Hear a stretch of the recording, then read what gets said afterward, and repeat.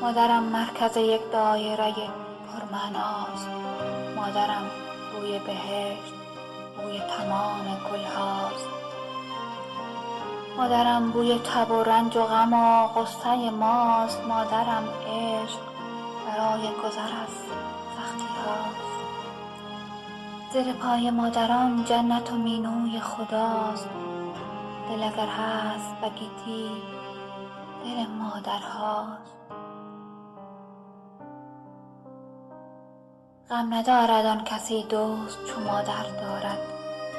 لنگر کشتی عشق عاطفه مادرهاست. مثل گلبرگ‌های رنگین گل سرخ بهار، دل خونین چو دریای غم مادرهاست. راه با پای پر از آبله اگر می‌پویی، راه دل رو که آن راه دل مادرهاست.